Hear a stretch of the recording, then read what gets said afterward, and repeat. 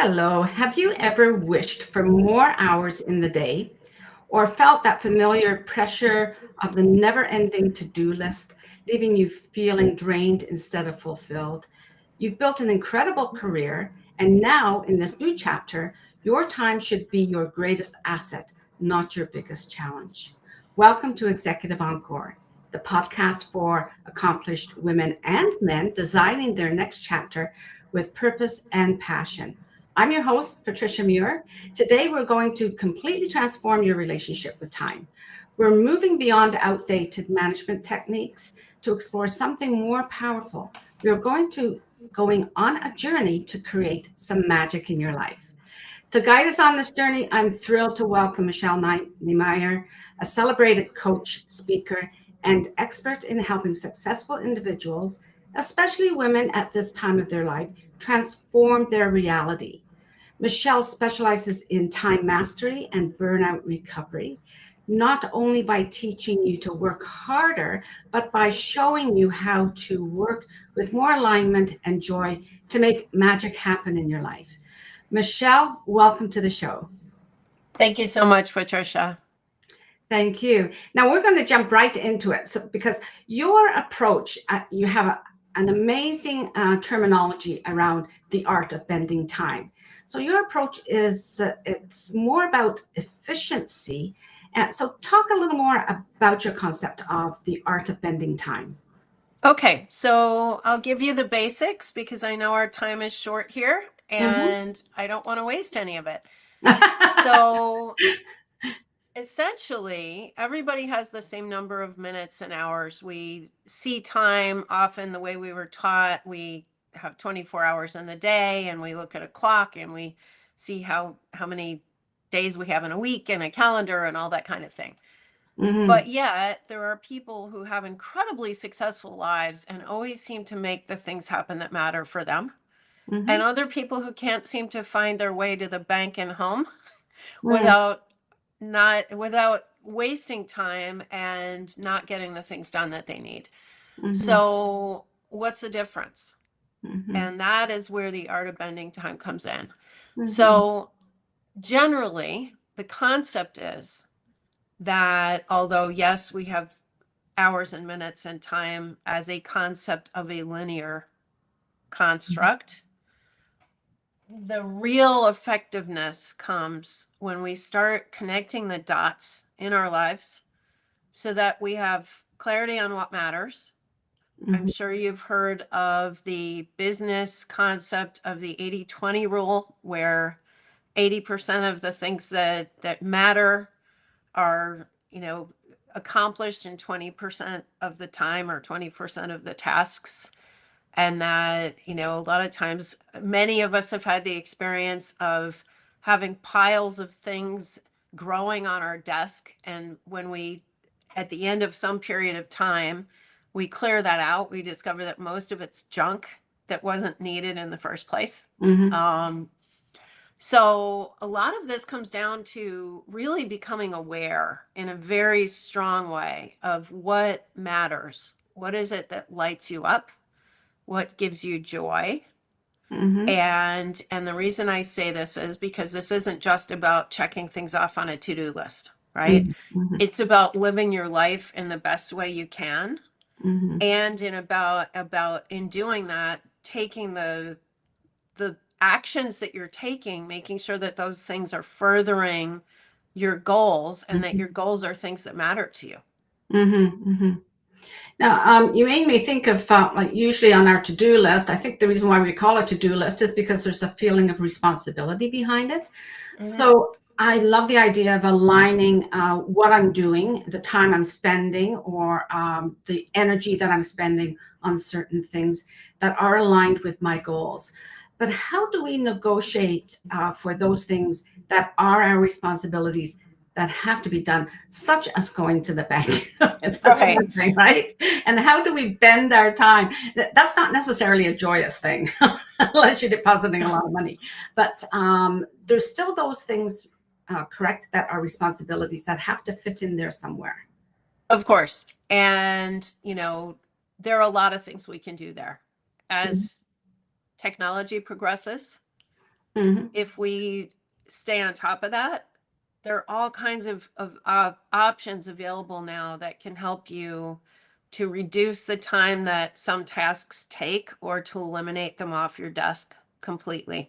It used to be that you had to be able to afford, for instance, let's say, if first of all, if you're a corporate executive and you have staff, you shouldn't be wasting your time doing things. If you're a manager or an executive, you should not be spending your time doing things that your staff should be able to take responsibility for.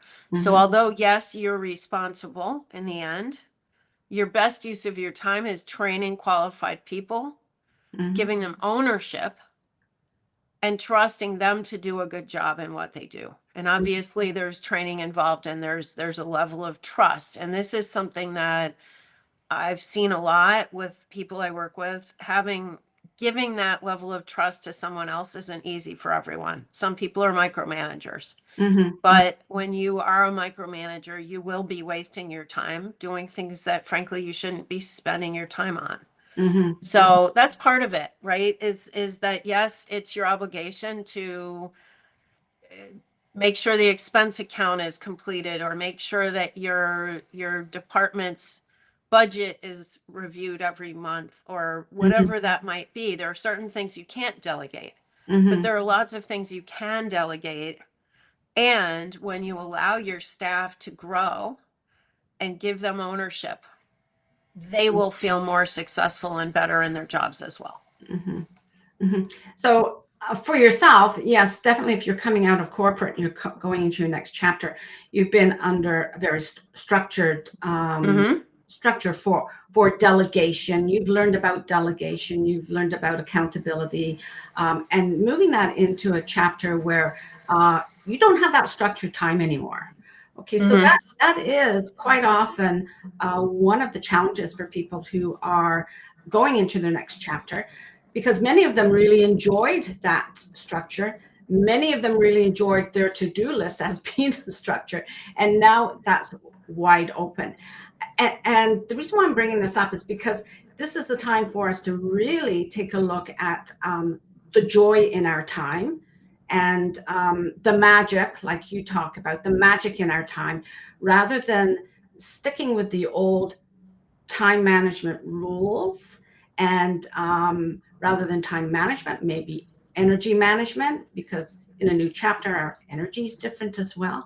So can you speak on that transition to a point where you're not structured, and what that might look like in not managing, but leading, let's say leading your time and creating the magic that we're talking about? Okay, so I think the best example I can give for you, and I'm going to jump, the art of bending time has several stages, and I'm going to jump ahead to the higher levels for you here. Okay. The lower levels, just so you have a concept of where this fits in, I start people on something I call a busyness detox. And this is a clarity exercise to make sure you're super clear on what lights you up, what makes you happy, and that you're getting those things. You want to proactively make a point.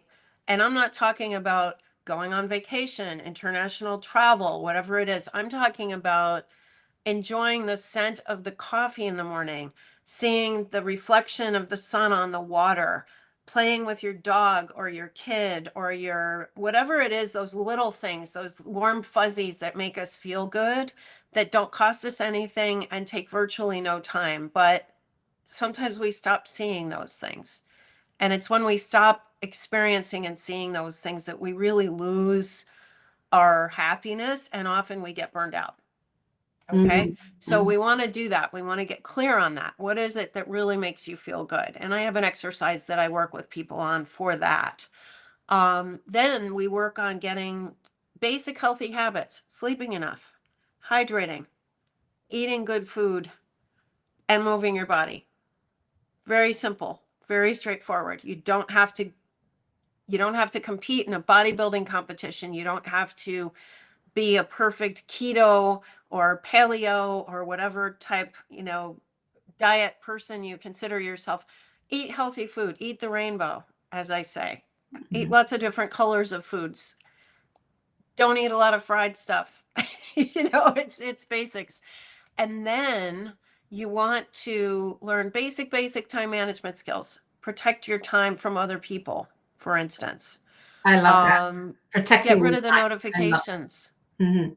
things like that. Yeah. So when you've done all that, and then we work a little bit on mindset, then we get into some goal building and some deep analysis. And this is what I want to talk to you about on this piece of it is if you're shifting into a different time in your life, it's really important for all people, no matter what stage of your life you're in, to have goals.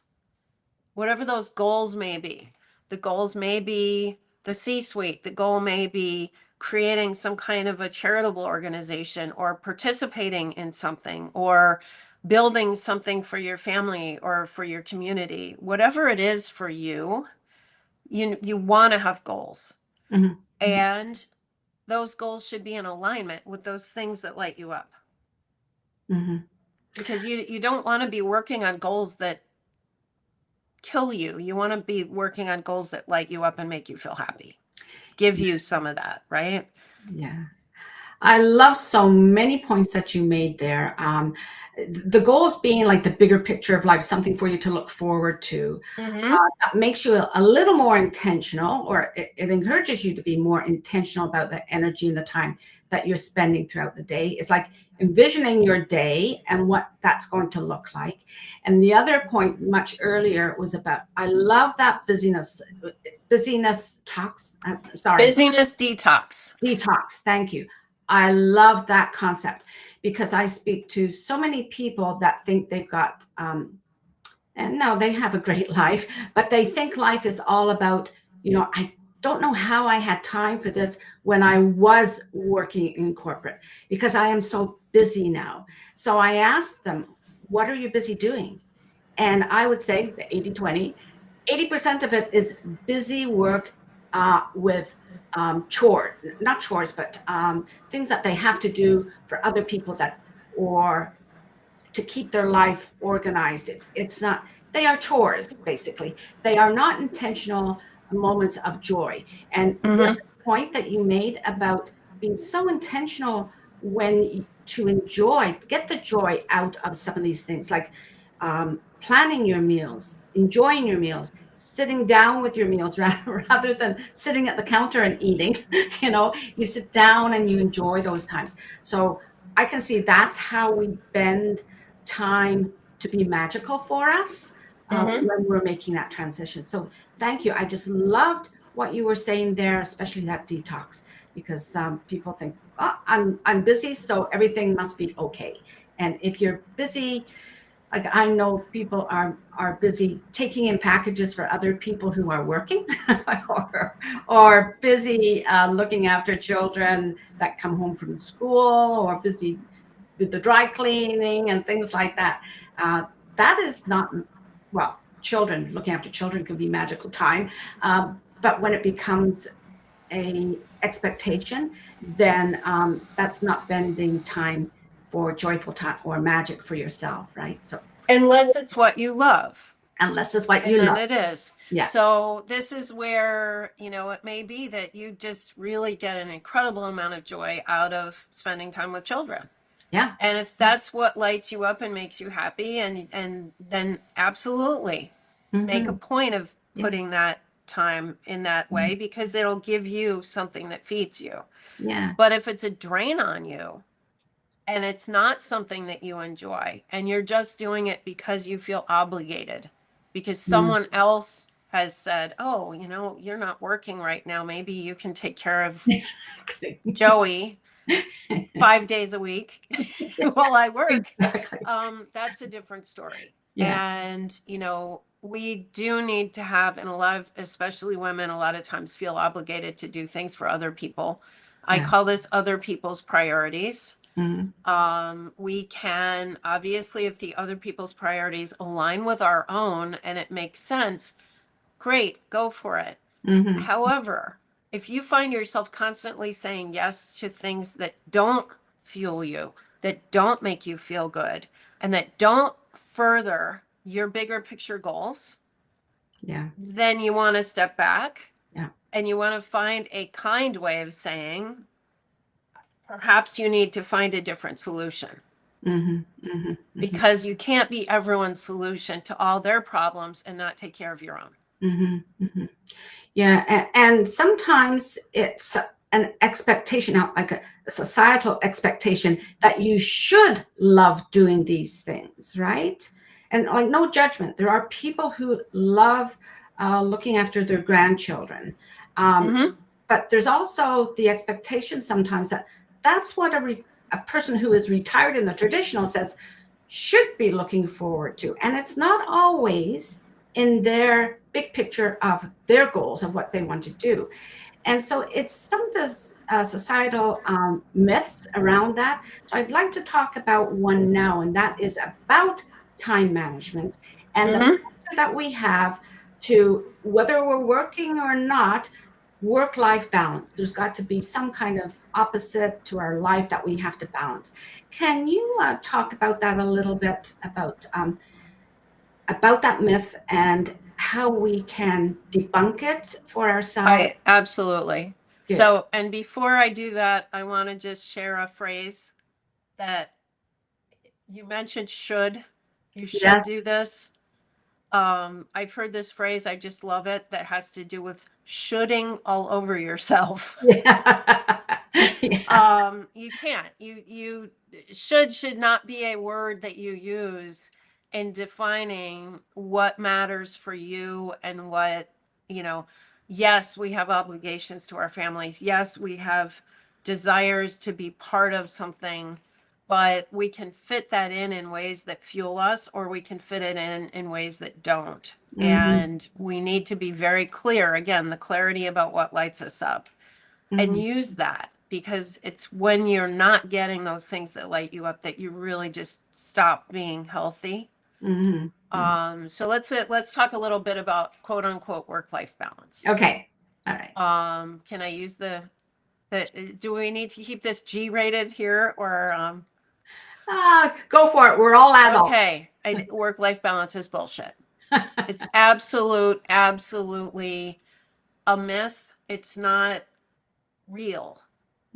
We are whole human beings who live whole lives. And for us to consider ourselves to be expected in some way to compartmentalize so that we have a work life and a life, it doesn't make sense. And quite frankly, the nomenclature of it is very negative. And I had a really interesting conversation a few weeks ago with someone who pointed out the fact that if when you say work-life balance, it implies that there's no life in work. Like your work is bad and your life is good, and you're supposed to somehow balance out this negative thing called work by having a life. Right? And that's just not realistic. What's realistic is that we are human beings who are on this earth doing things and existing. Human beings, not human doings. And work for some people is a means to an end, in that they get a paycheck and they punch the clock and they check out, and they put the money in the bank and they use that to pay their bills. And that's okay if that's how you want to live your life. And for other people, their career is a source of meaning for them. It gives them an opportunity to contribute to the world in an important way. And they should be happy that they're doing that, not feel somehow constrained that they have to have this quote unquote balance. Now, obviously, if we choose to have other humans in our lives by having a spouse and children and a family, you want to give them the attention that they deserve. You want to show them the love that they deserve and to include them. But does that mean that if you leave your office, you shouldn't talk about work? You shouldn't have any kind of connection between your work life and your family life. I don't believe that's the case. And my belief is that that's detrimental in the long term. If your spouse isn't included in conversations, you come home stressed, you come home frustrated after a bad day, and you just bring that emotion home without context, then your family suffers from that. Yeah, and there is a real disconnect then in, like you were talking about being a whole person. There's a real disconnect then for a whole person of having something that is very different, that is deemed to be different, that you do not bring home, or it's the same as bringing your whole self to work as well. Like, we've gone through decades where whatever's going on in your personal life, leave it at the door, right? Right. But that's not bringing the whole person. And I think it's one of those myths that's been very damaging for our generation of people who have built careers, because it has made us, in a way, like two different people trying to make sense of how do I get harmony in my life when it's not supposed to be harmonious. It's supposed to be this battle of scales all the time. If work's going okay, then must mean my personal life is suffering some way, and vice versa. So I talk about people about, you can't put life on scales like that. You need to find a way to harmonize those things so that you're not disconnected. Oh, absolutely. And the other thing is that when people open up in both sides, and I call this connecting dots, and when I'm working with people I'm coaching, I actually have homework for them where they proactively cross lines to talk to people at work about personal goals, and to talk to people on the personal side of their lives about work related things, so that they can expand the networks that they already have and connect the dots between them. Because what happens when they do that is they actually often find, I'll give an example. I want to learn to become a pilot, let's assume. And I go into my office environment, and I don't know much about becoming a pilot. I know there are flight schools that cost tens of thousands of dollars. And I know that, I don't have that kind of money in the bank, and I don't know how to do it, but I've always wanted this. And I go into the office and I say, who do you know who's gotten a private pilot's license? And I talk to a few people, and it turns out somebody's uncle has had a pilot's license for a long time, has a plane, takes his family on vacations, whatever. And I ask for an introduction so I can ask some questions and learn more about what to do. And I find out from that person, oh, there's a club. The club owns the planes. The instruction is reasonable because people volunteer their time. This is for real. And, because of that, someone's what could be a very expensive and very long journey to learning to become a pilot becomes a shorter one. And also, now you've made a new friend at work because you've met your work colleague's uncle who's helped you out with something. And this connects you on a deeper level than it would have otherwise, where your work is just a transactional connection.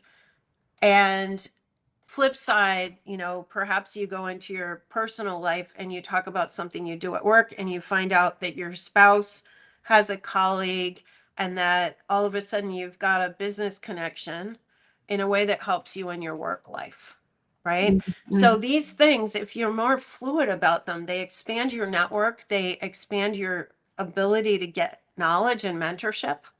And from a corporate perspective, if you're in a business whose people are behaving this way, it's going to create probably more retention because your people have a deeper relationship amongst themselves.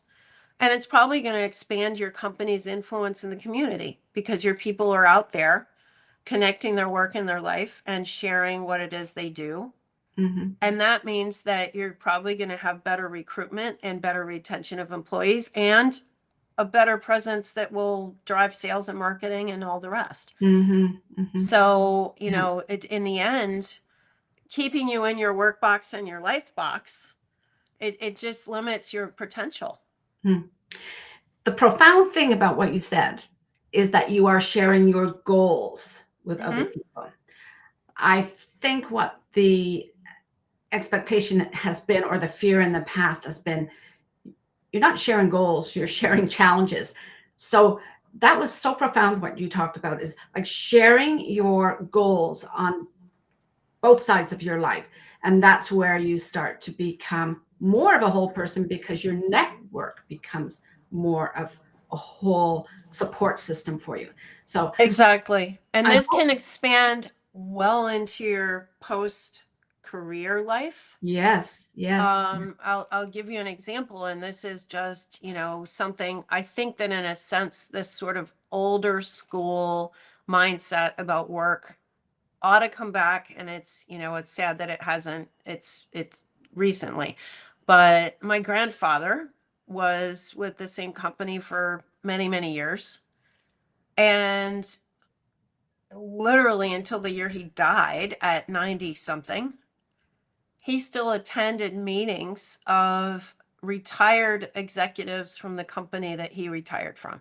That's They interesting. were friends with a common background they got together, they visited each other, sometimes they traveled together. They didn't have to do that. And in today's environment, I don't think many people would. No. Because when you lobotomize your work from your life, you don't have the connections that make you want that. And when you're taught that work is bad and life is good, when they're really both the same, you're taught to avoid that work part as you get older. Yeah. And what is the Harvard study found about longevity? Relationships are everything. So, you know, do you want to cut off the relationships that you've had in the vast majority of your life because now you're retired and you only hang out with your family? You know? Or yourself, isolation. Yeah, or you're, you know, so those things matter a lot. Well, thank you so much. You've given us permission to throw out that old stressful rule book and embrace something more powerful, joyful, both living and working. So I'd like to recap some of the key takeaways for today is that we can become time benders, like take a look at your time, shift our perception of time. It's not a trap. It's something that's open for us to bend a little.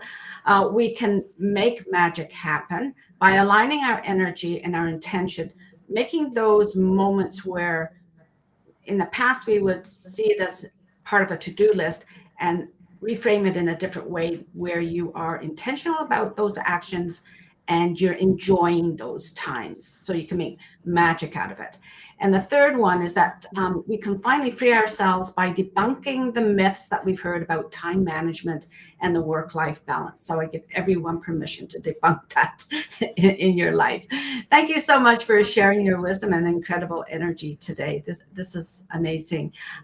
Michelle, could you share with the audience a moment when you felt that it was time for you to take a look at your life and remaster it in some way?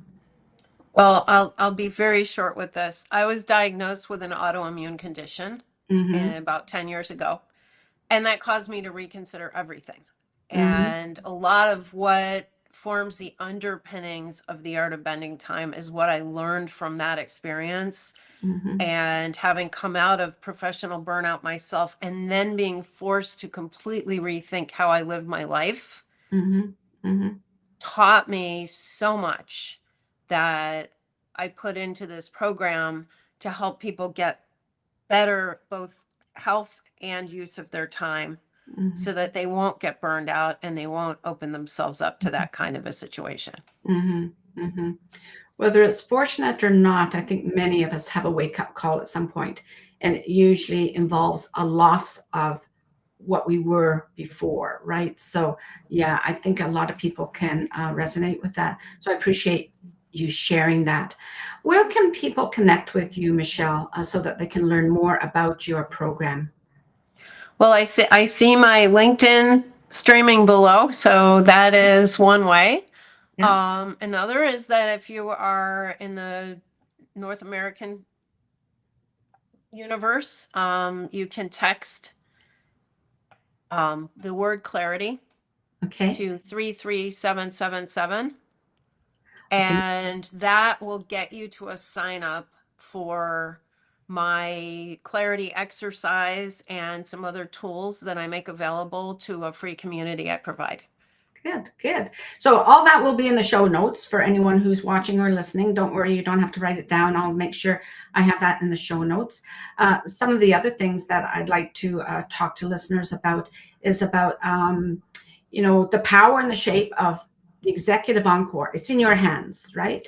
You have the wisdom and the experience. You have lots of experience. And now a new way to look at time. If this conversation resonated with you, please subscribe to Executive Encore wherever you listen to podcasts. Subscribe on YouTube for Executive Encore. I would be so grateful if you could leave a review, as it helps other people find this community. For more resources and to join the conversation, you can visit my website at patriciamuir.com. It's not on the ticker, but it's showing up there. And you can subscribe to the newsletter, which is the Q code up in the corner here. And that will take you into the Executive Encore network for subscribers, where I have many guest VIP offers. There'll be an offer come from Michelle as well that will only be for subscribers. Now, Michelle also has her website, so I encourage you to go onto her website as well. And add your comments to YouTube so that Michelle and I can respond and keep the conversation going.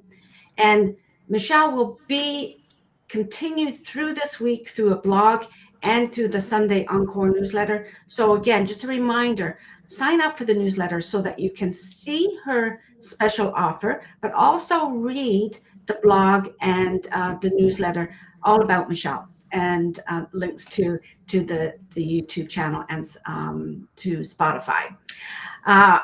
Again, Michelle will be including a generous offer of time-bending tools and learning opportunities. So please subscribe to the newsletter. Remember, this is where your Executive Encore begins. This is where you start to live, work, and lead differently with a healthy mindset and self-trust. I'll add this week. I always add something a little extra each week. Throw out the old stressful rule book. Embrace a more powerful, joyful, and magical way of working. So that means you being the visionary for your day and make something happen that is magical in your life. Till next time, take care of yourself, do what's best for you, and don't jeopardize what you built for yourself. Thank you. Bye-bye. Bye.